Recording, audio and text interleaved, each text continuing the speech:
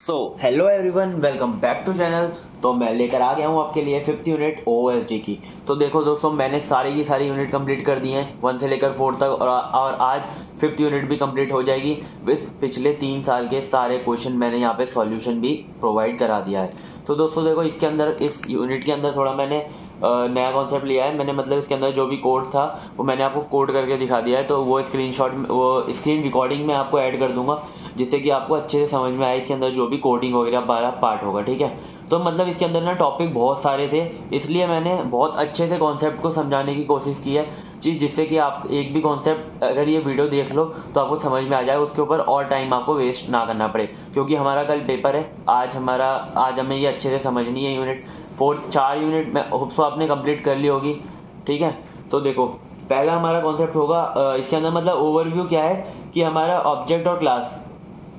तो देखो, ऑब्जेक्ट और क्लास हमें अच्छे से समझनी है सबसे पहले इसके अंदर। फिर हमारे data member and member functions, ये हमारे इसके अंदर होते हैं। फिर हमारे स्टैटिक और function member, static data and function member, इसे समझना है। फिर कंस्ट्रक्टर, ये बहुत इंपॉर्टेंट टॉपिक है, ये पिछले तीनों साल में आया है। ठीक है, कंस्ट्रक्टर पिछले तीनों साल में आया है। एक हमारा ओवरलोडिंग, ये हमारा पिछले 2 साल में आया है। टाइप कन्वर्जन, ये हमारा 1 साल आया था। इनहेरिटेंस, ये भी हमारा पिछले तीनों साल आया है। ठीक है, फिर हमारा फंक्शन ओवरराइडिंग, ये ऑपरेटर ओवरलोडिंग और फंक्शन ओवरराइडिंग ये साथ में आते रहते हैं। ठीक है, और पॉलीमॉर्फिज्म, ये भी हमारा 1 साल आया है। और पॉइंटर, पॉइंटर में से बहुत सारे क्वेश्चंस बनते हैं, क्योंकि पॉइंटर में इसमें 3 टॉपिक हैं, pointer, pointer and object and this pointer. This pointer दो नंबर में बहुत बार पूछा जाता है। लेट बाइंडिंग और अर्ली बाइंडिंग, ये भी हमारी आ चुकी है पिछली बार। ठीक है, और वर्चुअल फंक्शन और प्योर वर्चुअल फंक्शन, ये भी आया हुआ है। तो सारे के सारे इसमें जो टॉपिक थे ना, वो ऐसे थे जो हर बार आ रहे थे। ठीक है, इस वजह से मैं मतलब ऐसा नहीं करा सकता था कि कोई भी टॉपिक मैं छोड़ दूं, क्योंकि मैं अगर चाहता तो इसमें से कोई भी टॉपिक छोड़ के और यूनिट को छोटे में करवा देता, लेकिन मुझे सारे के सारे कॉन्सेप्ट कवर करने पड़ेंगे, क्योंकि सब पिछले साल में आए हुए हैं। ठीक है, इसके लिए इंपॉर्टेंट है। अगर पेपर हार्ड भी बनता है तो आप आराम से पेपर कर लो। तो देखो, स्टार्ट करते हैं वीडियो को। सबसे पहले हमारा C++ ऑब्जेक्ट। तो C++ ऑब्जेक्ट्स क्या होते हैं? तो देखो, object is a real world entity. आपको पता है रियल वर्ल्ड एंटिटीज होती है हमारी। For example chair, car. देखो, जैसे कि हम चेयर को एक ऑब्जेक्ट बना सकते हैं, कार को एक ऑब्जेक्ट बना सकते हैं। In other word, that has state and behaviour, जिसके पास भी स्टेट और बिहेवियर हो वो हमारा ऑब्जेक्ट होता है। ठीक है, object is a run time entity, वो हमारी एक रन टाइम एंटिटी है। It is an instance of class, ये भी पता है आपको, इंस्टेंस होता है क्लास का। और इसका एक एग्जांपल है स्टूडेंट S1। अभी हम जब कोड में आपको करके दिखाऊंगा तो आपको समझ में आ जाएगा कि कैसे हम ऑब्जेक्ट्स और क्लास को बनाते हैं। तो देखो, C++ class. Class is a group of similar objects. It is a template from which objects are created. It can have fields, method and constructor. So देखो, क्लास हमारा क्या होता है? ग्रुप ऑफ सिमिलर ऑब्जेक्ट होता है, और वो हमारा एक टेम्पलेट होता है ऑब्जेक्ट का, जिससे कि हम ऑब्जेक्ट्स को बनाते हैं। ठीक है, तो जैसे कि अब एनिमल है, एनिमल हमारा क्या क्लास है, डॉग, कैट, ये सब क्या है, हमारे ऑब्जेक्ट्स हैं। तो देखो, इट कैन हैव फील्ड्स, इसके अंदर फील्ड्स होती हैं, मेथड्स होते हैं और कंस्ट्रक्टर होता है। इन सबको आगे हम अच्छे से डीपली पढ़ेंगे। ठीक है, यहाँ पे मैंने एक मतलब छोटा सा एग्जांपल दे दिया है। ये हमारे यहाँ पे क्लास होता है, कीवर्ड, यहाँ पे क्लास का नाम, फिर इस ब्रेसिस के अंदर यहाँ पे एक सेमीकोलन आता है। ब्रेसिस के अंदर हम क्लास को डिफाइन करते हैं। यहाँ पे हम एक्सेस मेथड डिफाइन करते हैं कि पब्लिक है, प्राइवेट है या प्रोटेक्टेड है। ठीक है, तो डिफॉल्ट अगर हम कोई भी नहीं करेंगे तो वो हमारा प्राइवेट होता है। तो अब कोड आपको करके दिखाते हैं। ठीक है, एग्जाम्पल क्लास और ऑब्जेक्ट्स का। तो देखो, अब सबसे पहले ना हमें क्लास और ऑब्जेक्ट के लिए हमें सबसे पहले क्लास को डिफाइन करना होता है। तो सबसे पहले क्लास के लिए हम क्या करते हैं, एक क्लास कीवर्ड लिखते हैं और क्लास का नाम जो भी हम देना चाहते हैं, जैसे कि हम क्लास का नाम देना चाहते हैं स्टूडेंट। ठीक है, फिर आपके पास यहाँ पर एक कर्ली ब्रेसिस लगाना है, और यहाँ पर जो हमारा एज डिफ़ॉल्ट जो हमारा डेटा होता है वो हमारा होता है प्राइवेट। तो हमें इसको क्या करना पड़ता है, पब्लिक करना होता है। तो हम यहाँ पे यूज़ करते हैं पब्लिक। ठीक है, और ऐसे कॉलन। फिर यहाँ पर जो हमें यहाँ पर है ना, जो भी हमें एट्रीब्यूट्स डिफाइन करने हैं वो हम डिफाइन कर सकते हैं। जैसे कि अब हमें नेम को डिफाइन करना है, तो नेम कैसा होगा, नेम हमारा स्ट्रिंग होगा। ठीक है, फिर हमें डिफाइन करना है क्या, रोल नंबर। तो रोल नंबर कैसा होगा, इंटीजर होगा। तो हमने यहाँ पर देखो 2 चीज़ें डिफाइन करी हैं, नेम और roll number.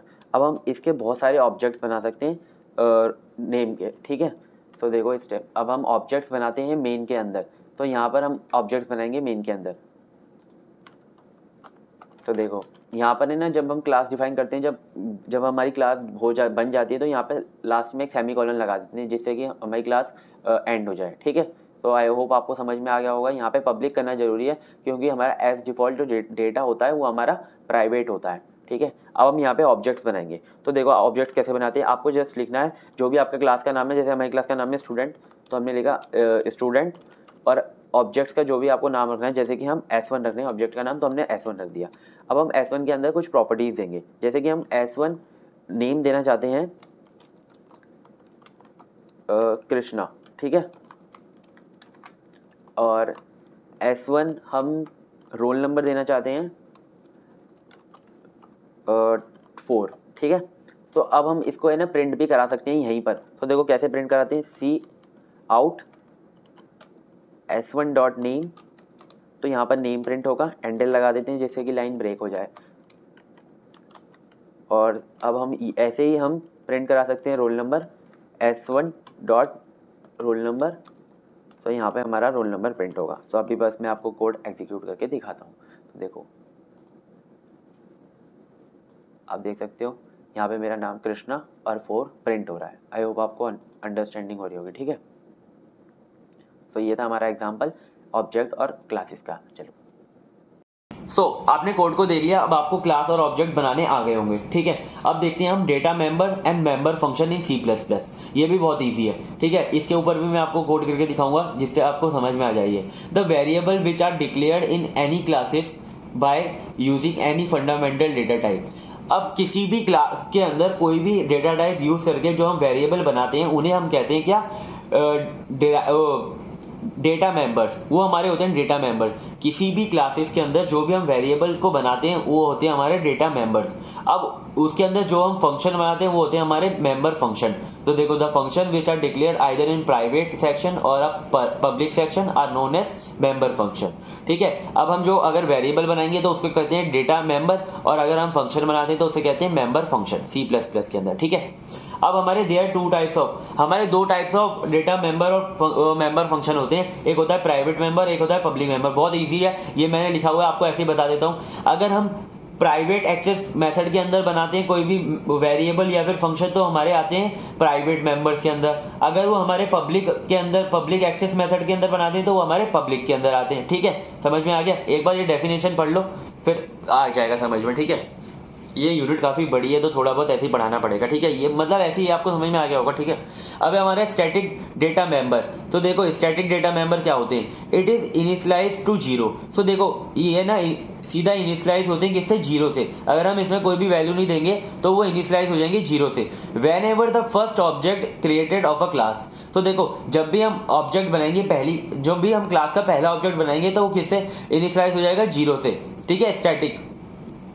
No other initialization is permitted. इसके अंदर कोई भी इसकी कॉपी नहीं बनती। ठीक है, कोई भी और इनिशियलाइजेशन इसमें परमिटेड नहीं होता, 0 से ही होता है पहला। ठीक है, for making any data member static we use static keyword.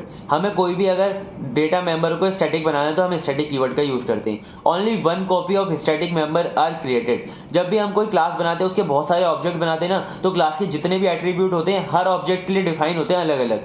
लेकिन इसके अंदर अगर जो स्टैटिक लिख दिया हमने तो एक ही कॉपी बनेगी उसकी, वो हर के लिए अलग अलग नहीं जाएगा, वो एक ही जगह डिफाइंड रहेगा और हर को मतलब अपनी फैसिलिटीज को प्रोवाइड कराएगा। ठीक है, फिर हमारा इसका सिंटैक्स क्या होता है, स्टैटिक इंट एक्स ऐसे होता है। ठीक है, इंट स्टूडेंट हमें ये यूज करना पड़ता है जब भी हमें इसे यूज करना है। हम इसे ऑब्जेक्ट से हम एक्सेस नहीं कर सकते, हमें क्लास नाम, क्लास का नेम और यहाँ पे डबल कोलन यानी कि ये जो स्कोप रिप्रेजेंटेशन वाला जो ऑपरेटर होता है उसे हम यूज करते हैं। ठीक है, अभी मैं जब कोड करूंगा तो आपको समझ में आ जाएगा। फिर हमारा स्टैटिक मेंबर फंक्शन।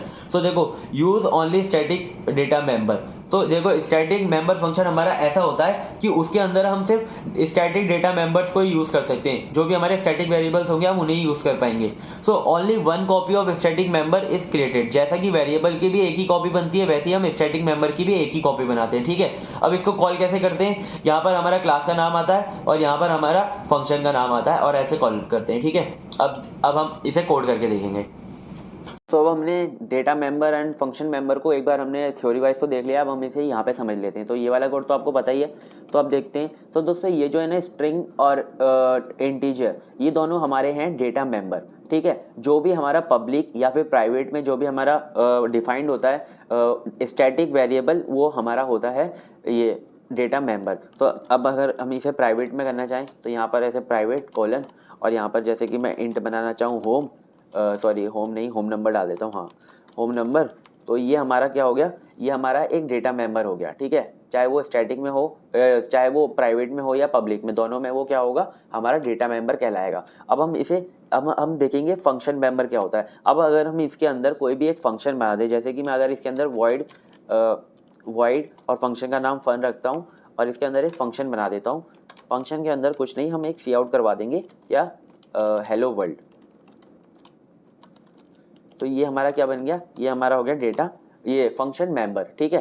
तो ये हमारा फंक्शन क्या, ये हो गया हमारा फंक्शन मेंबर, और ये हो गया हमारा डेटा मेंबर। अब हम देखेंगे static data member and static function ये क्या होते हैं।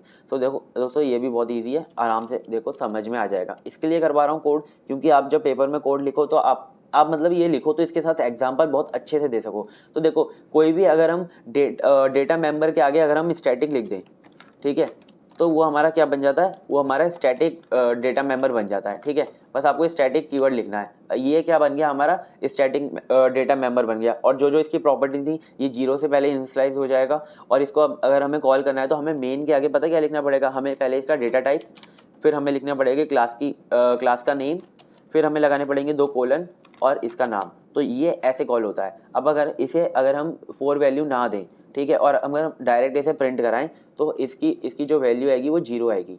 आप देख सकते हो इसकी वैल्यू कितनी आ रही है, 0 आ रही है।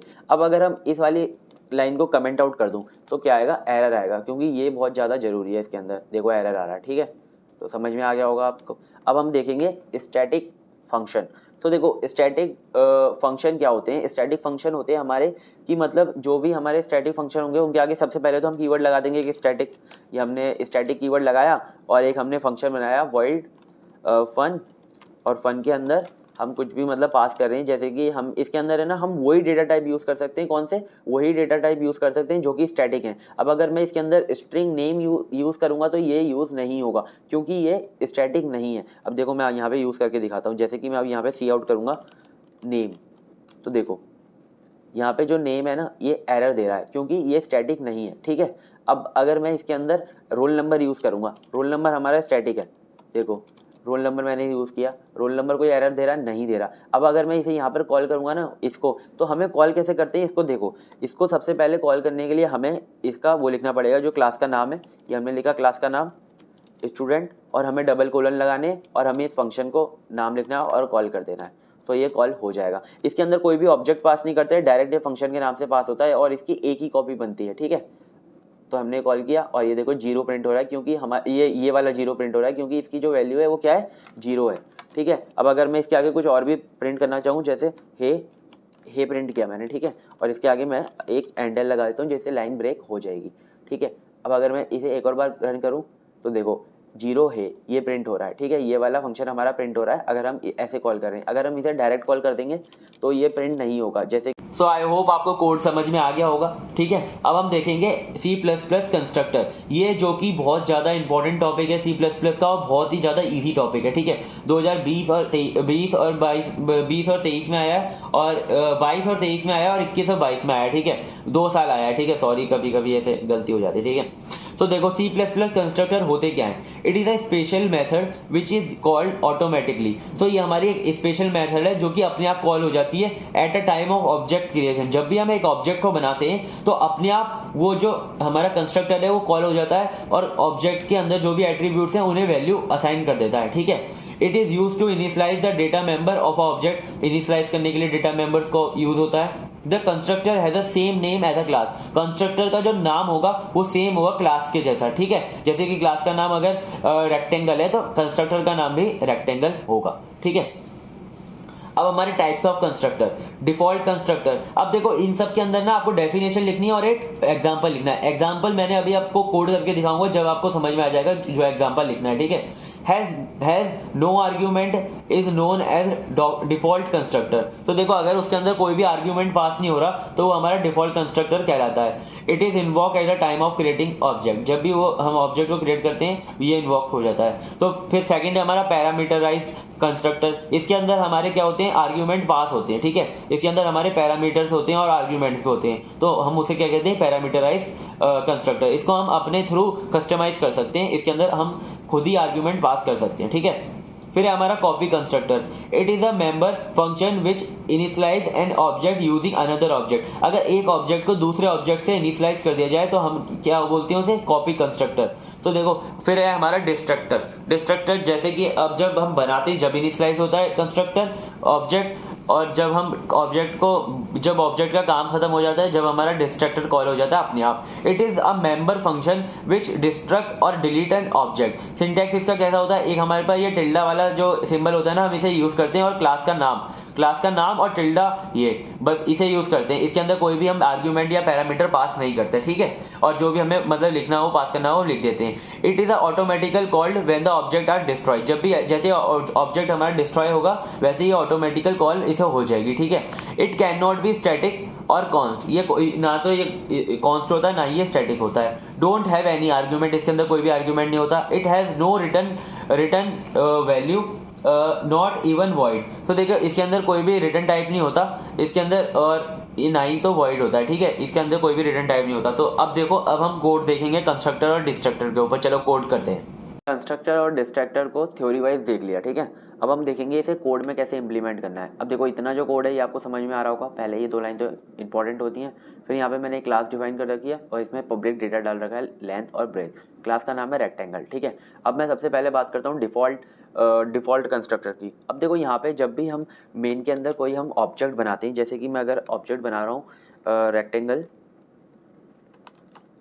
ठीक है, R1, ठीक है।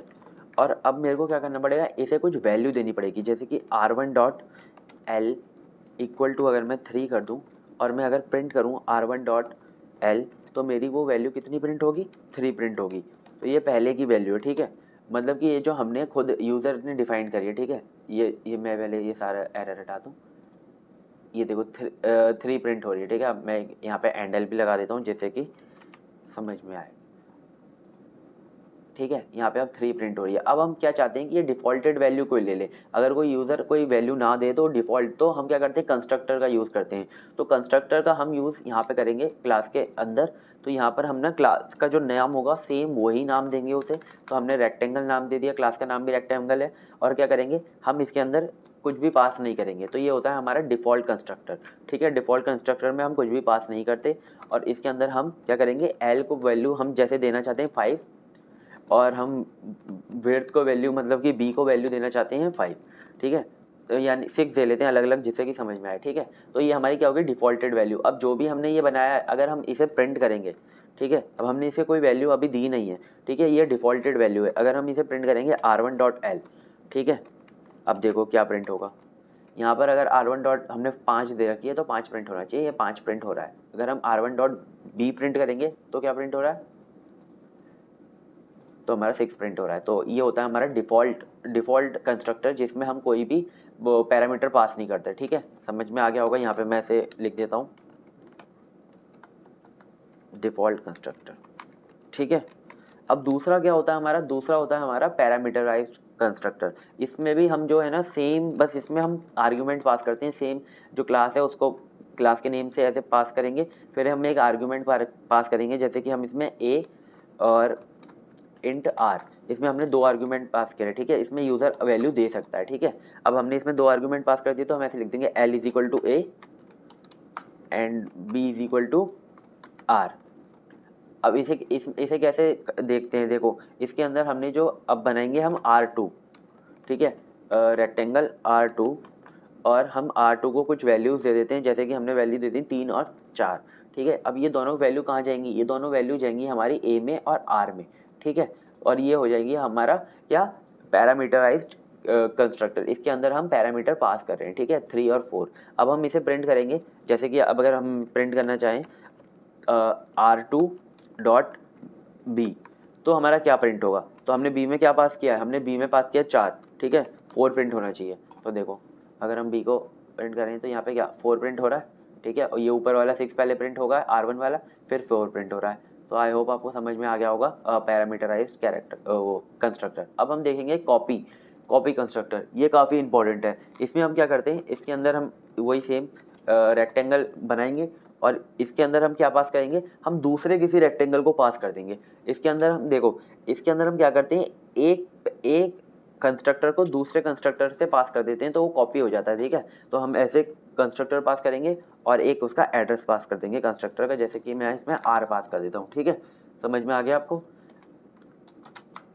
और इसके अंदर हम ऐसे लिखते हैं L इक्वल टू जो भी हमने एड्रेस पास किया है .L।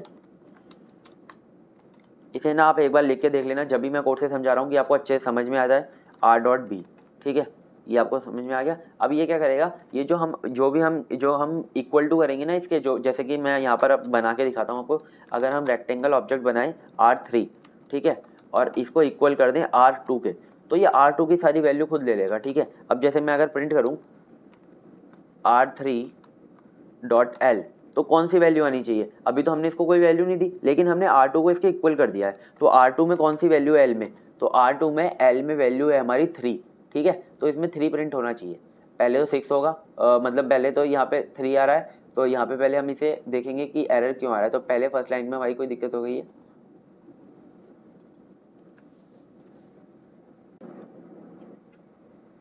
अब मैंने इसे ठीक कर दिया है। अब देखो अगर मैं इसे प्रिंट करूँगा तो देखो ये प्रिंट हो रहा है, पहले 6 आ रहा है, फिर 4 आ रहा है, फिर 3 आ रहा है। तो बिल्कुल सेम ही कोड है, कोई भी मैंने वो नहीं करा है चेंजेस, बस मैंने वीडियो बंद कर दी थी और मेरे को लगा कोई एरर आ गया, लेकिन देखो मैंने उसे वापस रन किया तो ये रन हो रहा था, ठीक है। तो पहले 6 आएगा, 4 आएगा, फिर 3 आ रहा है, जैसा कि मैंने आपको बताया था। तो अब हम देखेंगे, डिस्ट्रक्टर वाला कॉन्सेप्ट। तो देखो डिस्ट्रक्टर में क्या होता है, डिस्ट्रक्टर में जब हमारे सारे के सारे ऑब्जेक्ट रन हो जाते हैं, और जब हम डिस्ट्रक्टर जब कॉल करते हैं जब हमारे ऑब्जेक्ट रन होने के बाद हमारे क्लोज होते हैं। तो देखो डिस्ट्रक्टर का कॉन्सेप्ट क्या होता है, बस हमें क्या करना होता है, यहाँ पे एक टिल्डा वाला साइन लगाना होता है और हमें जो भी हमारा क्लास का नाम है उसे सेम टू सेम वैसे लिखना है। क्लास का नाम लिख दिया हमने रेक्टेंगल, इसके अंदर कोई भी पैरामीटर पास नहीं होता और इसके अंदर हम जो भी लिखना चाहें हम लिख सकते हैं। जैसे कि मैं अगर इसमें लिखना चाहता हूँ वर्क डन, ठीक है, वर्क डन, तो जब हमारे सारे ऑब्जेक्ट हमारे एग्जीक्यूट हो जाएंगे तो ये लिख कर आ जाएगा, ठीक है। तो देखो अब हमारे तीनों फंक्शन पहले एग्जीक्यूट होंगे, फिर work done work done work done 3 बार आ रहा है, क्योंकि पहले हमारा ये वाला ऑब्जेक्ट खत्म हुआ तो हमारा डिस्ट्रक्टर चला, फिर हमारा ये जो खत्म हुआ फिर हमारा डिस्ट्रक्टर चला, फिर हमारा ये वाला खत्म हुआ तो हमारा ये वाला डिस्ट्रक्टर चला। तो देखो 3 बार पहले हमारा ये ऑब्जेक्ट खत्म हुआ, 3 बार हमारा डिस्ट्रक्टर चल गया। आई होप आपने कोड कर लिया होगा और आपको कंस्ट्रक्टर और डिस्ट्रक्टर समझ में आ गए होंगे, ठीक है। सो देखो अब ये हमारा पॉलीमॉर्फिज्म, मतलब अभी हमारा जो टॉपिक है वो है ऑपरेटर ओवरलोडिंग, पर मैंने ना यहाँ पे ऑपरेटर ओवरलोडिंग आता कहाँ से मैं ये बताता हूँ आपको, ठीक है। तो देखो सबसे पहले हमारा एक पॉलीमॉर्फिज्म है, पॉलीमॉर्फिज्म के हमारे 2 टाइप होते हैं, कंपाइल टाइम और रन टाइम, ठीक है, कंपाइल टाइम और रन टाइम। कंपाइल टाइम पे हमारे 2 होते हैं, फंक्शन ओवरलोडिंग और ऑपरेटर ओवरलोडिंग। तो यहाँ से आता है ओवरलोडिंग, ऑपरेटर ओवरलोडिंग, और रन टाइम पे हमारा आता है वर्चुअल फंक्शन, ठीक है। सो ऐसे हमारा मतलब जब अगर ऐसे कुछ आता है ना तो ये वाला फ्लो चार्ट बना के आना, एक डायग्राम आपको मिल जाएगा बनाने के लिए, ठीक है। और डिस्ट्रक्टर और कंस्ट्रक्टर के जो भी हमने कोड किए ना उन्हें लिखकर जरूर आना, ठीक है। सो नेक्स्ट है हमारा ऑपरेटर ओवरलोडिंग। तो ये हमारा 2020 और 21 में आया था और 21 और 22 में आया था, ठीक है, इसे अच्छे से पढ़ के जाना है। तो देखो सबसे पहला क्या है, it is one of the most important feature of C++ which is type of polymorphism, ठीक है। Using this concept of operator overloading we can overload any built-in operator. We can assign a new definition of existing operator. अगर जैसे कि हम operator overloading का use करके किसी भी बिल्ट इन ऑपरेटर, जैसे कि प्लस है, प्लस से हम कोई और काम भी करा सकते हैं। जैसे कि हमारा प्लस क्यों यूज होता है, जैसे कि हम प्लस को यूज करते हैं क्यों, इंटीजर A इंटीजर B, और हमने इंटीजर C लिया और उसमें A प्लस B को प्लस कर दिया, तो ये क्या, ये इसीलिए तो बना है, तो ये सही है, ठीक है। अब हमारे पास एक स्ट्रिंग है कृष्णा और एक स्ट्रिंग है शर्मा। तो अगर हम ये दोनों स्ट्रिंग 1 प्लस स्ट्रिंग 2 कर दें, इसके लिए थोड़ी ना बना है प्लस, लेकिन हम इसे कर पाए तो इसे क्या कहते हैं, ऑपरेटर ओवरलोडिंग। ठीक है, ऑब्जेक्ट ओरिएंटेड हमें पावर देता है कि हम ऐसा कर सकें कि जिससे हम एक ऑपरेटर से दूसरे ऑपरेटर का काम भी करा सकें, मतलब कि दूसरे ऑपरेटर का या फिर जो भी हम काम कराना चाहें उससे करा सकते हैं, उसे हम कहते हैं ऑपरेटर ओवरलोडिंग। जिस काम के लिए वो बना है उसके अलावा अगर कोई हम और कोई काम कराएं उससे, तो हम उसे कहते हैं ऑपरेटर ओवरलोडिंग। ठीक है, तो देखो इसका एग्जांपल, ये हमने एग्जांपल अभी देख लिया, यही सेम है बिल्कुल। ठीक है, अब देखो सम ऑपरेटर कांट बी ओवरलोडेड। अब ये बहुत इंपॉर्टेंट है, कुछ अजम्पशंस हैं, ये 2 नंबर में बहुत आते हैं। ठीक है, अब आपसे पूछ लेगा scope resolution can be overloaded और नॉट, ऑपरेटर ओवरलोडेड और नॉट, तो आपको लिखना नहीं, ये ओवरलोडेड नहीं हो सकता। तो देखो एक तो स्कोप रिजोल्यूशन ये नहीं हो सकता, एक हमारा क्लास मेंबर एक्सेस या डॉट और स्टार से करते हैं क्लास को एक्सेस, तो वो नहीं हो सकते। Size operator, size of operator जो कि साइज बताता है किसी भी वेरिएबल डेटा टाइप का, और हमारा कंडीशनल ऑपरेटर क्वेश्चन मार्क और कोलन, ये नहीं हो सकते। देखो ये सारे हमारे ऑपरेटर ओवरलोड नहीं हो सकते, और जितने भी हैं वो सारे ऑपरेटर ओवरलोडिंग कर सकते हैं। ठीक है, सो नेक्स्ट है हमारा टाइप कन्वर्जन। टाइप कन्वर्जन हमारा 21 और 22 में आया था। ठीक है, 10 मार्क्स में आया था, टाइप कन्वर्जन के टाइप पूछे थे और टाइप कन्वर्जन को डिफाइन करना था और एग्जांपल पूछा था। तो ये सब कुछ मैंने यूनिट 4 में करा दिया है, स्टैटिक, डायनेमिक, इम्प्लिसिट, एक्सप्लिसिट, ये चारों के चारों मैंने करा दिए हैं। आपको जब जाना है और यूनिट 4 को देखना है। ठीक है, अच्छे से समझाए मैंने, अच्छे से समझ में आ जाएंगे। ठीक है, अगर आपने यूनिट 4 देखी तो कोई दिक्कत नहीं है, आपको टाइप कन्वर्जन आता होगा। ठीक है, अब है हमारा इनहेरिटेंस इन C++। सबसे इंपॉर्टेंट टॉपिक, जैसे कंस्ट्रक्टर इंपॉर्टेंट था वैसे इनहेरिटेंस हमारा इंपॉर्टेंट है, और बहुत ही ज्यादा इजी वो है टॉपिक है, क्योंकि आप यूनिट 1 से पढ़ रहे हो इनहेरिटेंस यार। तो देखो ये 2020 और 21 में भी आया, 22 और 23 में, और 21 मतलब पिछले तीनों साल में आया 10-10 नंबर में। ठीक है, तो देखो the capability of a class to drive properties and characteristic from another class is called inheritance. किसी एक क्लास से दूसरी क्लास अगर कुछ प्रॉपर्टीज को इनहेरिट करती है तो उसे कहते हैं हम इनहेरिटेंस। तो it is one of the most important feature of OOPs. The classes that inherit properties from another class is called sub class. जो क्लास हमारी दूसरी क्लास से प्रॉपर्टीज को इनहेरिट करती है उसे कहते हैं सब क्लास, और जिस क्लास से इनहेरिट कर रहे हैं उस क्लास को हम क्या कहते हैं, बेस क्लास या सुपर क्लास। ठीक है, इसका सिंटैक्स कैसा होता है, आपको यहाँ पे क्लास कीवर्ड लिखना है, फिर यहाँ पे ये सब क्लास का नाम लिखना है, और यहाँ पर एक्सेस मेथड यानी कि प्राइवेट, पब्लिक या प्रोटेक्टेड, फिर यहाँ पे बेस क्लास का नाम लिखना है और अंदर बॉडी। तो क्या होगा, जो हमारी सब क्लास होगी उसके अंदर बेस क्लास की सारी प्रॉपर्टीज आ जाएंगी, इनहेरिट हो जाएंगी। ठीक है, तो ये हमारा सिंटैक्स होता है। अभी हम कोड देखेंगे तो आपको और अच्छे से समझ में आएगा। तो इसके टाइप्स हमारे 5 होते हैं, single, multiple, multi level, hierarchical and hybrid. तो देखो पहला है हमारा सिंगल। सिंगल में क्या होता है, हमारी एक बेस क्लास होती है, एक ड्राइव क्लास होती है। ठीक है, इससे प्रॉपर्टीज में इनहेरिट होती है। फिर हमारा इसमें अभी मैं कोड कराऊंगा तो उसका जो एग्जांपल है आप लिखकर आ सकते हो। ठीक है, मल्टीपल इनहेरिटेंस क्या होती है, एक से ज्यादा अगर बेस क्लास है और एक ड्राइव क्लास है, उसे अगर वो इनहेरिट कर रही है प्रॉपर्टी तो वो होती है हमारी मल्टीपल इनहेरिटेंस। तो देखो इसका मैंने यहाँ पे सिंटैक्स, इसका तो सेम ही सिंटैक्स होगा ये जो ये वाला है। अब यहाँ पे देखो क्लास, सब क्लास लिखना है, फिर सब क्लास वाले का नाम लिखना है, फिर यहाँ पे एक एक्सेस मेथड लिखना है बेस 1 क्लास का, फिर एक्सेस मेथड लिखना है दूसरे वाले बेस क्लास का, और यहाँ पे एक्सेस दूसरे वाले का नाम लिखना है। ठीक है, ये होता है हमारा। तो इसमें क्या होगा, सब क्लास के अंदर दोनों जो क्लास है उनकी प्रॉपर्टीज इनहेरिट हो जाएंगी। तो नेक्स्ट है हमारा multi level inheritance. Multi level inheritance में क्या होता है, पहले एक ग्रैंड पेरेंट चिल्ड्रन वो होती है क्लास, फिर पेरेंट क्लास होती है, फिर चाइल्ड क्लास आती है। ठीक है, तो चाइल्ड क्लास के अंदर दोनों क्लासेस की प्रॉपर्टीज होती हैं। ठीक है, तो नेक्स्ट है हमारा हायरार्किकल इनहेरिटेंस। हायरार्किकल यानी कि मतलब 1 से फिर 2, फिर हमारे इसमें हायरार्की बनती है। ठीक है, आपको ये बना के आना है, और अभी मैं एग्जांपल कराऊंगा तो वो भी कर लेना। फिर है हमारा हाइब्रिड इनहेरिटेंस। हाइब्रिड इनहेरिटेंस का ये मैंने ना यूनिट 1 में अच्छे से कराए थे, इसके लिए थोड़ा सा ऐसे कर रहा हूँ।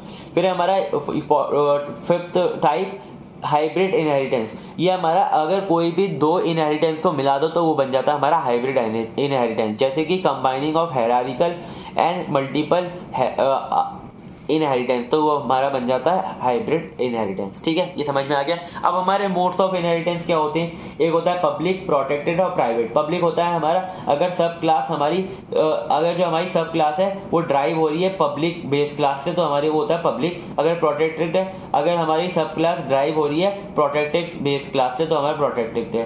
तो हमारा प्राइवेट क्या होता है, प्राइवेट भी ऐसे ही सिमिलर, ड्राइव सब class from private base class. ठीक है। देखो अब हम समझेंगे हम हेरिटेंस इनहेरिटेंस हमने पहले अब हमने थ्योरी में देख लिया कि क्या क्या होता है, लेकिन इसका कोड इम्प्लीमेंट करना बहुत ज़्यादा इंपॉर्टेंट है क्योंकि एग्जाम में ज़्यादातर कोड पूछा जाता है। तो देखो यहाँ पे मैंने एक क्लास बना ली है पेरेंट, और यहाँ पे मैंने एक पब्लिक दे दिया, ये तो आपको आता ही होगा, ठीक है। अब हम इसके अंदर लिखेंगे पेरेंट नम, एक हमने एक इंटीजर टाइप ले लिया, ठीक है। और अब हम एक और क्लास बनाएंगे चाइल्ड क्लास, ठीक है। उसके अंदर हम इनहेरिट करेंगे पेरेंट क्लास की प्रॉपर्टीज को। तो ठीक है, सबसे पहले अब हम क्लास बनाएंगे और इसका नाम रखेंगे चाइल्ड। और जैसे कि अब हमें इनहेरिट करना है तो इसका मेथड होता है यहाँ पे कॉलन लगाओ, और जो भी हमारा एक्सेस मेथड है, जैसे कि हमारा वहाँ पे पब्लिक है तो पब्लिक लिखेंगे, और फिर हमारा जो बेस क्लास का नाम है यानी कि पेरेंट वो लिख देंगे, ठीक है। अब हमारी जो एक चिल्ड्रन वाली क्लास चाइल्ड वाली क्लास है ना, इसके अंदर हमारी पेरेंट की प्रॉपर्टी इनहेरिट हो जाएंगी, और बिल्कुल सेम क्लास की तरह ही यहाँ ब्रेसेस देंगे। और यहाँ पर अब अगर हम पब्लिक करके एक और कोई डेटा अगर इंसर्ट करना चाहें, जैसे कि मैं इसके अंदर इंट बनाना चाहता हूँ चाइल्ड नम, तो देखो अब जो हम ऑब्जेक्ट बनाएंगे मेन के अंदर, तो देखो यहाँ पे अगर मैं ऑब्जेक्ट बनाऊँ, ये पहले मैं चाइल्ड क्लास का ऑब्जेक्ट बनाऊंगा चाइल्ड C1, तो इसके अंदर मैं दोनों पेरेंट की भी प्रॉपर्टी को एक्सेस कर सकता हूँ और चाइल्ड की प्रॉपर्टी को भी एक्सेस कर सकता हूँ। अब देखो इसके अंदर मैं C1 डॉट, पहले हमने क्या दिया था, parent dot num is equal to दे देंगे 4, ठीक है। और मैं अब इसको आपको प्रिंट करा के दिखा देता हूँ, ये हम इसे प्रिंट भी करा सकते हैं, ठीक है।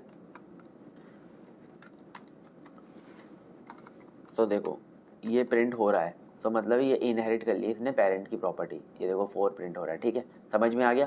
अब हम ये होता है हमारा सिंगल इनहेरिटेंस, जब हम सिंगल किसी से मतलब वो लेते हैं, ठीक है, ये आ गया समझ में। अब हम देखेंगे मल्टीपल इनहेरिटेंस, तो यहाँ पे मैं नई फाइल बना लेता हूँ।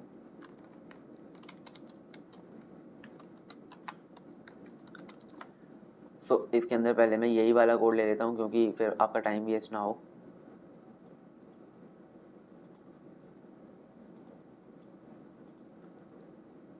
तो सिंगल इनहेरिटेंस आपको समझ में आ गया होगा, ठीक है। मल्टीपल इनहेरिटेंस में बस हम क्या करेंगे, एक पेरेंट 1 बनाएंगे और ऐसे ही एक पेरेंट हम 2 बना लेंगे, ठीक है।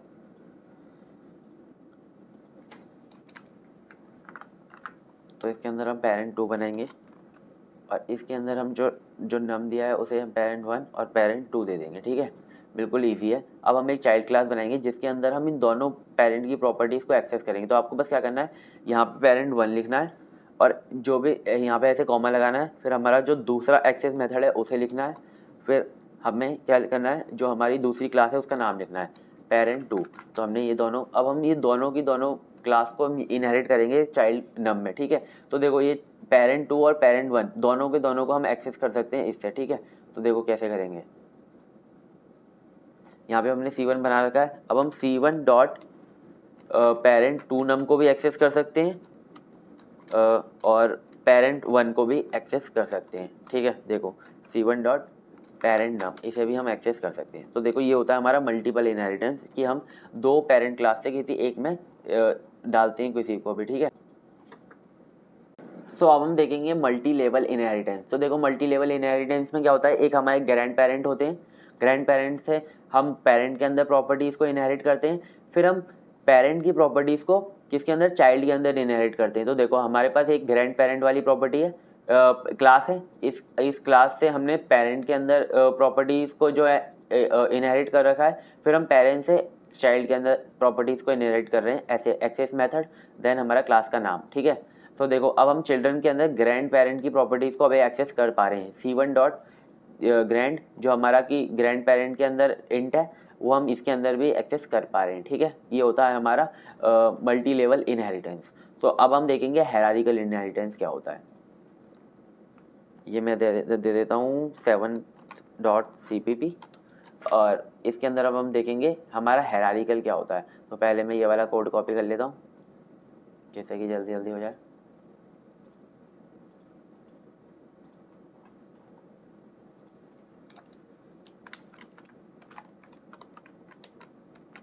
हायरार्किकल इनहेरिटेंस में क्या होता है कि हमारी पहले एक ग्रैंड पेरेंट प्रॉपर्टी वो बनती है क्लास, फिर हम ग्रैंड पेरेंट से एक हम बनाते हैं पेरेंट 1 क्लास और एक बनाते हैं पेरेंट 2 क्लास, ठीक है।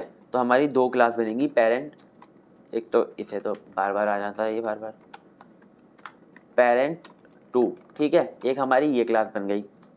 तो इसके अंदर भी सेम हमें क्या करना है कि जो हमारी वो है ग्रैंड पेरेंट वाली, उसी को हमें इसके अंदर इनहेरिट करना है, ठीक है। और इसके अंदर मैं पब्लिक डेटा दे दूंगा कुछ, जैसे कि मैंने पब्लिक डेटा दे दिया इसके अंदर। देखो समझ में आ रहा है ना, इंट पेरेंट टू नम, ठीक है, इसके अंदर मैंने ये डेटा दे दिया। तो अब हमारे ग्रैंड पेरेंट के नीचे 2 पेरेंट आ गए, और ये दोनों के दोनों पेरेंट किससे प्रॉपर्टी इनहेरिट कर रहे हैं? ग्रैंड पेरेंट से। अब हम पेरेंट 1 से दो चाइल्ड बनाएंगे और पेरेंट 2 से हम 2 चाइल्ड बनाएंगे। तो देखो यहाँ से हम पहले ये हम चाइल्ड बनाएंगे पेरेंट 1 से। तो देखो पेरेंट 1 की हमने प्रॉपर्टी इनहेरिट कर दी किसके अंदर? चाइल्ड 1 के अंदर, ठीक है, ये समझ में आ गया आपको। तो देखो यहाँ पे ये चाइल्ड है ना, इसको पहले मैं यहाँ से ऑब्जेक्ट को हटाता हूँ, फिर मैं बाद में आपको ऑब्जेक्ट बना के दिखाऊंगा। तो हमारा ये हो गया चाइल्ड 1। तो यहाँ पर हमें एक वो लगाना पड़ता है सेमीकोलन। तो देखो ये होगा हमारे चाइल्ड 1 जो कि हमने पेरेंट 1 से इनहेरिट कर रहे हैं। ऐसे ही हम एक चाइल्ड 2 बनाएंगे, जो वो भी हमारा एक,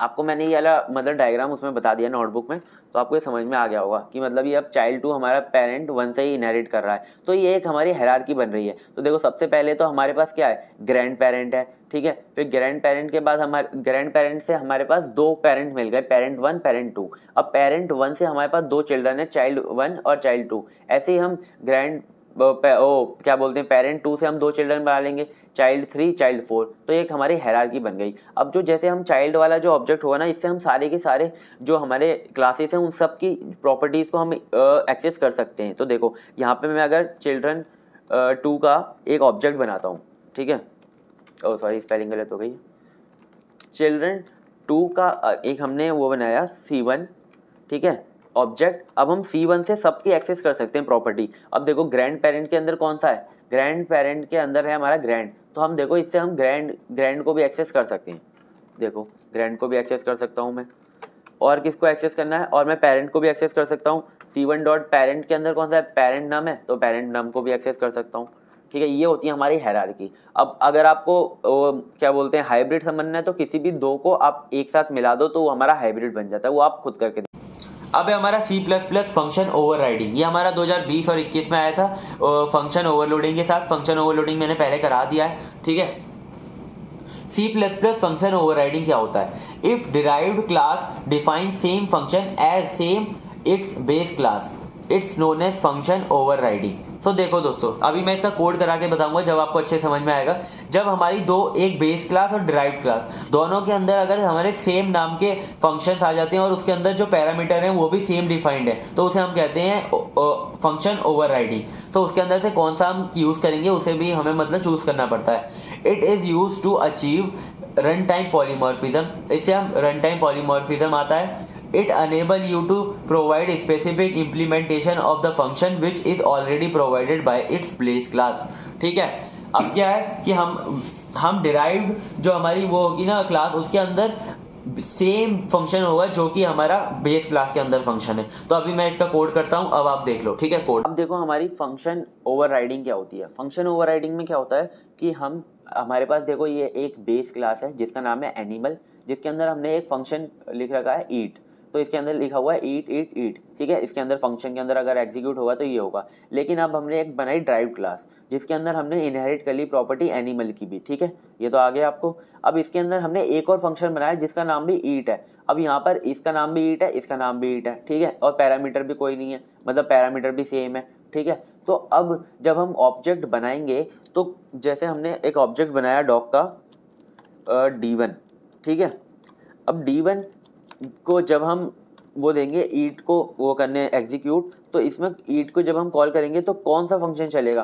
क्या डॉग वाला चलेगा या एनिमल वाला चलेगा? तो देखो ये होती है हमारी फंक्शन ओवरराइडिंग। तो देखो यहाँ पे डॉग वाला चल रहा होगा, हमारा डॉग इज ईटिंग, तो देखो ये डॉग वाला चल रहा है, तो ये हमारी होती है फंक्शन ओवरराइडिंग। तो आपको फंक्शन ओवरराइडिंग में जो मैंने थ्योरी बताई है वो लिख कर आनी है और ये वाला एग्जाम्पल लिख कर आना है, ठीक है। सो आपने कोड देख लिया, आपको कोड समझ में आ गया होगा और आपको फंक्शन ओवरराइडिंग बहुत इजी लग रही होगी। आपको बस ये लिखना है और जो मैंने कोड कराया उसे एग्जांपल में लिख कर आना है, ठीक है।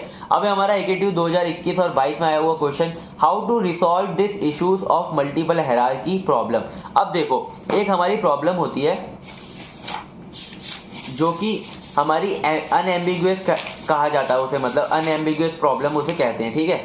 तो देखो, अगर हमारी एक क्लास है ए, ठीक है, उससे दो क्लास इनहेरिट कर रही है प्रॉपर्टी, क्लास बी और क्लास सी, ठीक है। अब हमारी एक क्लास डी है, वो हमारी इससे एक प्रॉपर्टी इनहेरिट कर रही है और इससे इनहेरिट कर रही है। तो यहां पर आ जाती है प्रॉब्लम। तो यहां पर क्या प्रॉब्लम आती है कि बी को पता नहीं चलता कि वो इनहेरिट प्रॉपर्टी कहां से करे, या तो ए बी से करे या तो ए सी साइड से करे, दोनों में से एक ही कर सकता है ना। तो इसे समझ नहीं आता कि ये यहां से करे या यहां से करे, ठीक है। तो इस प्रॉब्लम को सॉल्व कैसे करें, वो हम सॉल्व करते हैं वर्चुअल बेस केस से। तो देखो वो क्या होता है हमारा, तो देखो, to solve this inambiguity when a class A is inherited in both class B and class C. देखो, क्लास बी और क्लास सी हमारे ए से इनहेरिट हो रही है, ठीक है। It is declared as virtual base class by using keyword virtual. अब हमें क्या करना है, जो हमारी बी और सी है ना, जो हमारी ए से इनहेरिट हो रही है, उसके आगे हमें ऐसे लिख देना है डॉट करके, virtual public A public virtual A. या तो हम ऐसे लिख सकते हैं या तो हम ऐसे लिख सकते हैं, ठीक है। या तो हम वर्चुअल पब्लिक ए भी, ये भी सही है और ऐसे भी सही है, ठीक है। दोनों में से कोई भी एक हमें लिखना पड़ेगा, ठीक है। तो जिससे कि हमारी जो ये प्रॉब्लम है वो सॉल्व हो जाएगी और अनएम्बिगुअस से एम्बिगुअस बन जाएगी, ठीक है। तो ये हमारा क्वेश्चन आया था 21 और 22 में कि उसे कैसे सॉल्व करें। तो यूजिंग वर्चुअल केस क्लास, हम वर्चुअल बेस क्लास हम यूज कर सकते हैं इसे, ठीक है, रिसॉल्व कर सकते हैं इस प्रॉब्लम को।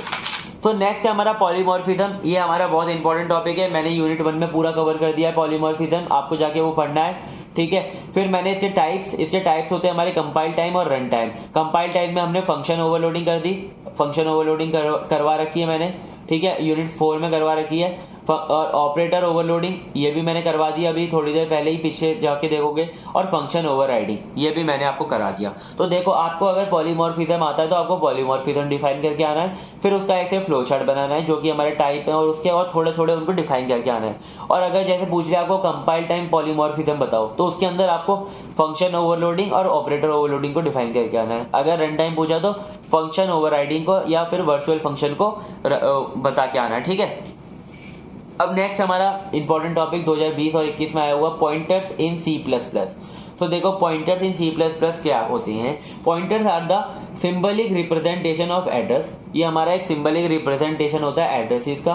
दे enable program to simulate call by reference. अब ये हमारे प्रोग्राम को अनेबल करता है कि वो हमारा कॉल बाय रेफरेंस भी यूज कर सके अपने प्रोग्राम में, ठीक है। कॉल बाय रेफरेंस में हमारी क्या होती है, एड्रेस पास होता है इसके लिए, ठीक है। उसमें हम पॉइंटर का यूज करते हैं। इसका सिंटेक्स कैसे होता है, यहाँ पर हम डेटा टाइप लिखते हैं, फिर हम स्टार लगाते हैं और वेर नेम लिखते हैं। तो ऐसे ये इंटर लिखा हुआ है, वेर नेम लिखा हुआ है, स्टार लगा हुआ है, ठीक है। How to use a pointer. अब पॉइंटर को हम यूज कैसे करते हैं, सबसे पहले हमें डिफाइन करना होगा पॉइंटर वेरिएबल। एक हमने पॉइंटर वेरिएबल डिफाइन कर दिया, फिर हमें क्या करना पड़ेगा, assigning the address of variable to the pointer using %। अब हमें जो वेरिएबल का जो एड्रेस है वो हमें असाइन करना पड़ेगा यूजिंग %, ठीक है। सो थर्ड स्टेप क्या है, एक्सेसिंग द वैल्यू। अगर अब हमने जो एड्रेस को असाइन किया उसकी वैल्यू को अगर हमें एक्सेस करना है तो हमें स्टैटिक का यूज करना पड़ेगा, ठीक है। ये आपको ये है पॉइंटर इन C++। अब हमारा पॉइंटर्स एंड ऑब्जेक्ट। पॉइंटर को हम ऑब्जेक्ट के अंदर कैसे यूज करते हैं, C++ allows you to have pointers to object. The pointers pointing to object are referred to as a object pointer. जो भी हमारा पॉइंटर ऑब्जेक्ट को पॉइंट कर रहा है वो हमारा क्या कहलाता है, ऑब्जेक्ट पॉइंटर, ठीक है। अब हमारा सिंटैक्स क्या है, क्लास नेम, ऑब्जेक्ट नेम और बीच में एस्ट्रिक, ठीक है। सैंपल हमारी क्लास नेम है, ऑपरेटर हमारा ऑब्जेक्ट नेम है, तो हमने उन दोनों को सामने खड़ा करके ये ऐसे करवा दिया, ठीक है। फिर है हमारा दिस पॉइंटर क्या होता है हमारा, दिस पॉइंटर हमारा यूज होता है हमारा, जैसे कि कोई भी हमारे पास डेटा मेंबर है, अगर वो अपना खुद का एड्रेस देखना चाहता है तो हम वो हमारा दिस पॉइंटर को यूज करता है। जो हमारा C++ है उसके अंदर जो हमारी जितने भी हमारे डेटा मेंबर्स होते हैं वो खुद का एड्रेस स्टोर कर सकते हैं विथ यूजिंग दिस कीवर्ड, ठीक है। So every object in C++ has access to its own address through an important pointer called this pointer, ठीक है। Friend function do not have, बस एक फ्रेंड फंक्शन होता है जिसके पास दिस पॉइंटर नहीं होता, क्योंकि फ्रेंड फंक्शन हमारा डिफाइन नहीं होता मेंबर्स ऑफ क्लास के अंदर, ठीक है। The only member function have a this pointer, जो हमारे मेंबर फंक्शन होते हैं उन्हीं के अंदर हमारा दिस पॉइंटर मिलता है। तो नेक्स्ट है हमारा लेट बाइंडिंग और अर्ली बाइंडिंग। अब देखो मैं इसे आपको अच्छे से समझाऊंगा, क्योंकि 2020 और 21 में आया था, और ये जो टॉपिक है मैं आपको एक बार समझाता हूँ ना, तो आपको ये अच्छे से समझ में आ जाएगा। देखो अब देखो यहाँ पे ना मैंने प्रोग्राम लिख रखा है। देखो यहाँ पे ये जो दो जो होती हैं ये तो बहुत इंपॉर्टेंट होती है। फिर हमने क्लास ए डिफाइन करी है। क्लास ए में हमने क्लास ए को हमने बेस क्लास माना है, ठीक है। उसके अंदर एक हमने पहले एक्सेस मेथड किया और एक हमने वॉइड बनाया शो के अंदर हमने बेस क्लास लिखा है, ठीक है। फिर हमने एक और डिराइव्ड क्लास बनाई है जो कि ए से हमने इनहेरिट करी है, पब्लिक ए लिख देंगे ऐसे। फिर हमने इसके अंदर सेम फंक्शन जो हमने यहाँ पे शो किया था ऐसे ही हम यहाँ पे सेम फंक्शन लिखेंगे सो, और इसमें लिख देंगे डिराइव्ड क्लास। तो अब हम मेन में जाके इसे कॉल करेंगे, पता तो चले कि हमारा कौन सा फंक्शन चलेगा, ठीक है। अब देखो अगर हम डॉट ए लिखकर कॉल करते हैं, ठीक है, अगर हम ए डॉट ए लिखकर कॉल करते हैं, ए हमारा क्या है, ए हमारा एक ऑब्जेक्ट है, ठीक है। ऑब्जेक्ट डॉट ए मतलब कि हमारी ये वाली क्लास को पॉइंट कर रहा है, तो ये वाली क्लास का जो हमारा डिराइव्ड ये वाला जो फंक्शन है वो चलेगा, ठीक है। अगर ये ऐसा कुछ नहीं कर सकता तो इनमें से दोनों में से कोई भी एक चलता है, या फिर ये डिराइव्ड जो होता है वो ज्यादातर चलता है, ठीक है। अब इससे क्या हुआ, हमें इसमें पहले से पता है कि हमारा कौन सा जो फंक्शन है वो चलेगा, ठीक है। इसमें ए डॉट लिखा हुआ है, इसीलिए हमें पहले से पता है कि कौन सा चलेगा। इसे कहते हैं अर्ली बाइंडिंग, इसे कहते हैं हम अर्ली बाइंडिंग। अगर हमें पहले से पता है कौन सा फंक्शन चलेगा तो उसे कहते हैं अर्ली बाइंडिंग। आई होप आपको समझ में आ गया होगा। अगर अर्ली बाइंडिंग आता है तो आपको ये पूरा अच्छे से एग्जाम्पल लिख कर आना है और अच्छे से अपने वर्ड्स में लिखाना है। अर्ली बाइंडिंग को बहुत इजीली लिख दोगे, ठीक है। तो देखो नेक्स्ट होता है हमारा इंट मेन। इंट मेन क्या होता है, मतलब कि हम देखेंगे इंट मेन के अंदर हमने ना ये प्रोग्राम बनाया है, ठीक है। ये प्रोग्राम हम क्या करेंगे, हम लेट बाइंडिंग के लिए यूज करेंगे। हम लेट बाइंडिंग को इससे समझेंगे। तो देखो यहाँ पर हमने पॉइंटर का यूज किया है। यहाँ पे पहले हमने ए लिया, ए टाइप का एक हमने पॉइंटर बनाया बी पॉइंटर, ठीक है। ए क्लास ली पहले हमने, ए क्लास से हमने पॉइंटर बनाया बी पॉइंटर। फिर हमने ए से हमने एक ऑब्जेक्ट बनाया ए, ठीक है। ये तो हमारा पॉइंटर हो गया और एक हमारा हो गया ऑब्जेक्ट। अब हम पॉइंटर को ऑब्जेक्ट का एड्रेस देंगे, ठीक है। अब देखो हमने बी पॉइंटर को ऑब्जेक्ट का एड्रेस दिया, ठीक है। और ऑब्जेक्ट कौन सा बनाया था हमने, ए से बनाया था ऑब्जेक्ट, और हमने उसे किसे एड्रेस दिया, पॉइंटर को हमने एड्रेस दे दिया। तो एड्रेस जिसका आता है ना, तो हमारा ज्यादातर पॉइंटर उसे ही उसकी वैल्यू शो करता है। और अब अगर हमें जैसे फंक्शन कोई कॉल करना हो तो हम क्या करते हैं, BTR ऐसे माइनस का साइन लगाते हैं और एक एरो का साइन लगाते हैं, ऐसे एरो बन जाता है और शो। तो इससे क्या होगा, हमारी जो बेस क्लास है, क्योंकि यहाँ पर हमने ए और ए यानी कि मतलब ए जो था हमारा ऑब्जेक्ट था किसका, ए क्लास का था। तो हमने यहाँ पर ऑब्जेक्ट किसका एड्रेस डिफाइन किया, ऑब्जेक्ट का एड्रेस डिफाइन किया पॉइंटर के अंदर। तो यहाँ पे कौन सा बेस क्लास चल रही है हमारी ये वाली, ठीक है। तो नेक्स्ट हमने देखेंगे अगर हम ए की जगह पे बी डिफाइन करते हैं। तो देखो हमने यहाँ पर ए की जगह पे बी डिफाइन कर दिया और हमने इसका ऑब्जेक्ट ले लिया ए, ठीक है। अब हमने इस पॉइंटर के अंदर बी का जो एड्रेस है वो हमने पास कर दिया, तब भी क्या होगा, हमारी जो बेस क्लास है वो ही रन होगी, ठीक है। इसके अंदर क्या हो रहा है हमें पता नहीं चल रहा, ठीक है, क्योंकि हमें इसमें पता ही नहीं चल रहा कि कौन सी रन हो रही है। तो इसके अंदर इसमें मेन कॉन्सेप्ट क्या है कि हम जिसका भी हम ऑब्जेक्ट बनाते हैं ना, तो वो हमारा इसमें रन हो जाता है। ऑब्जेक्ट के जिसका भी हम एड्रेस उसे असाइन करते हैं पॉइंटर को, ठीक है। इसमें भी हमारा क्या होगा, बेस क्लास हमारी रन होगी, ठीक है।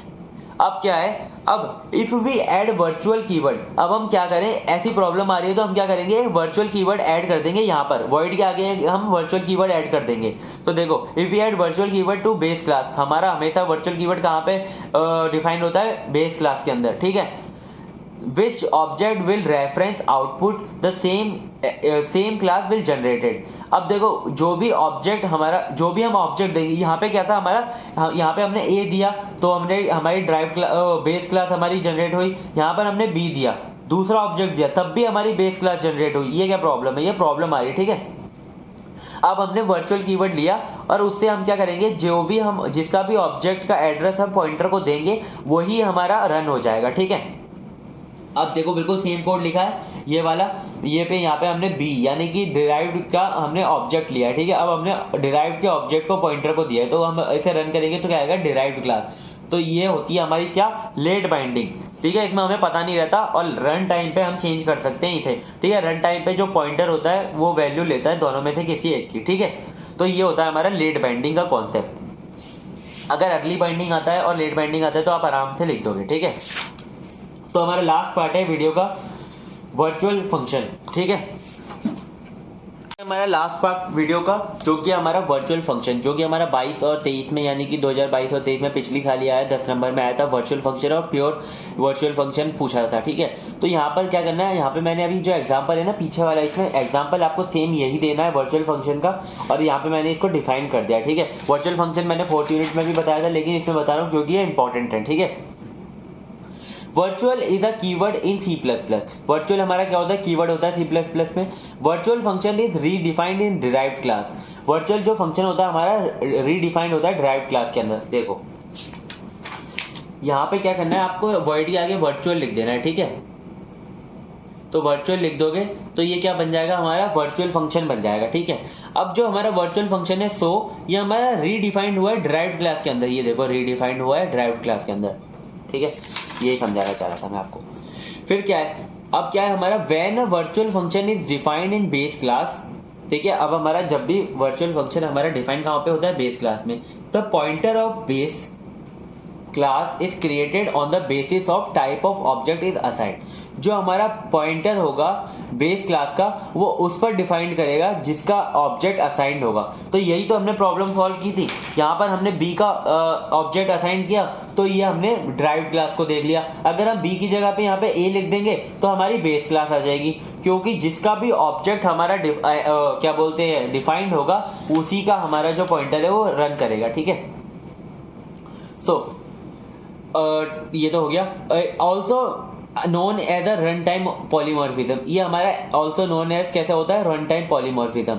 ठीक है, ये हो गया हमारा वर्चुअल फंक्शन। अब हमारा प्योर वर्चुअल फंक्शन, ये भी बहुत ईजी है, इसकी कोई डेफिनेशन नहीं होती। ठीक है, अब जो हम वर्चुअल ऐड करेंगे वॉइड के आगे तो हम क्या करेंगे, उसके जैसे हम कोई फंक्शन बनाते हैं, जैसे कि हमने शो बनाया और इसको हमने ऐसे किया और ऐसे करके हम ब्रेसिस के अंदर इसके अंदर हम इसकी डिफाइन करते हैं, इसको हम डिफाइन करते हैं। ठीक है, अब अगर हम वर्चुअल लिखें और इसका डेटा टाइप वॉइड, ठीक है, कोई रिटर्न टाइप वॉइड, और अगर हम शो लिखकर ऐसे इसे इज इक्वल टू 0 कर दें तो ये होता है हमारा प्योर वर्चुअल फंक्शन। ठीक है, ये देखो ये वाली कंडीशन याद रखना, प्योर वर्चुअल फंक्शन 2 नंबर में भी आ सकता है, 10 नंबर में भी आ सकता है, बिल्कुल इंपॉर्टेंट है। ठीक है, तो यहाँ पर हमारी यूनिट 5 बिल्कुल कंप्लीट होती है।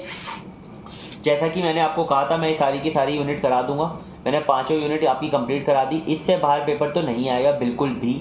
ठीक है, बस इतना कर लेना। मैंने नीचे डिस्क्रिप्शन के अंदर लिंक दिया है प्लेलिस्ट का, उसे जाकर देखो, 5 की 5 यूनिट देख लो। ठीक है, और क्या करते हैं, और अगर आपको नोट्स चाहिए फ्री में तो टेलीग्राम चैनल को ज्वाइन करो और नोट्स को आप ले सकते हो। ठीक है, वहाँ से। और कोई भी अगर दिक्कत है तो मैंने अपना ट्विटर हैंडल भी नीचे मेंशन करता हूँ, अगर आपको कोई भी पर्सनल मैसेज करना है तो आप वहाँ पे कर सकते हो। ठीक है, ट्विटर पे मैं एक्टिव हूँ, वहाँ पर आप कर सकते हो। ठीक है, तो चलो मिलते हैं नेक्स्ट किसी सीरीज में। यहाँ तक मतलब हमारी यूनिट 5 कंप्लीट हो गई OSG की। Thank you so much, best of luck for your exam. मेरा भी एग्जाम है कल, तो चलो मिलते हैं।